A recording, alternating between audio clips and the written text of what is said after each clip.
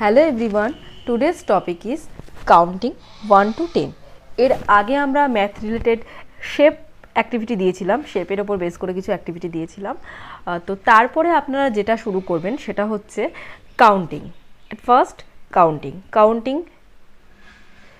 এবার কথা হচ্ছে কাউন্টিংটা আমরা কিভাবে ওদেরকে শেখাবো। তো আমরা বেসিক যেটা জানি সেটা হচ্ছে ওয়ান্স এবং টেন্স। এভাবেই কিন্তু আমরা প্রথম থেকেই ওয়ান্স টেন্সের কনসেপ্ট থেকেই ওদেরকে কিন্তু আমরা কাউন্টিং শেখাবো। কিভাবে? ওয়ান্সের ঘরে প্রথমে 1, দেন 2, 3, 4, 5, 6, 7, 8, 9, 10। ওয়ান্সের ঘরে 0, টেন্সের ঘরে 1।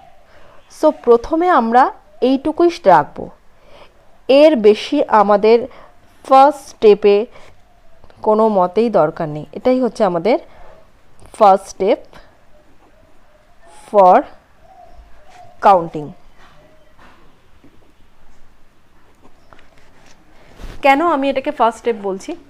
আপনারা প্রথমে কি করেন, আপনার বাচ্চাদেরকে 1 to 50, 1 to 30 এতটা অবধি চলে যান, কোনো দরকার নেই, কোনো রকমই দরকার নেই।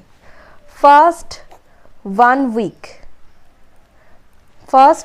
উইক আপনার বাচ্চাকে শুধুমাত্র 1 to 10 এই পর্যন্তই কাউন্টিং করাবেন। এর বেশি কাউন্টিং ওদের এই মুহূর্তে দরকার নেই। অ্যাট দ্য ফার্স্ট স্টেজ ওদেরকে 1 to 10 পর্যন্ত কাউন্টিংয়ে এনাফ। এরপরে যদি আপনার বাচ্চা 1 উইকের মধ্যেই যদি খুব ফাস্ট নিতে পারে ব্যাপারটা, তাহলে আপনি এগিয়ে যাবেন।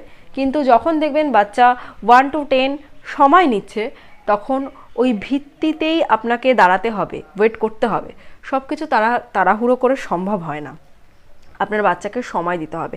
আপনি 1 to 10 যতটা ভালোভাবে শেখাবেন, 100 শিখতে গেলে তার অতটাও সময় লাগবে না।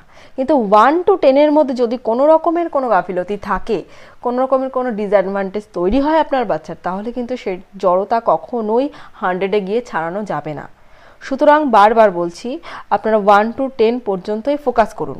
সেক্ষেত্রে একটু সময় লাগতে দিন, অযথা তাড়াহুড়ো করবেন না। আপনার বাচ্চাকে 1 to 10 এর ক্ষেত্রেই সময় দিন, দেখবেন বাকিটা খুব স্মুথলি হয়ে যাবে। সুতরাং আমার কথা মানুন, 1 উইক আপনাদের বাচ্চাকে এইটুকু প্র্যাকটিস করান এবং এইটুকু রিলেটেড বিভিন্ন রকম ওয়ার্কশিট দিন, সেগুলোকে বারবার ওদেরকে ধাতস্থ করান। তাহলে দেখবেন ওরা 1 to 10 যখন খুব ভালোভাবে শিখে যাবে, বাকিটা শিখতে ওদের কোনো রকম কোনো সমস্যা হবে না। সুতরাং থ্যাংক ইউ।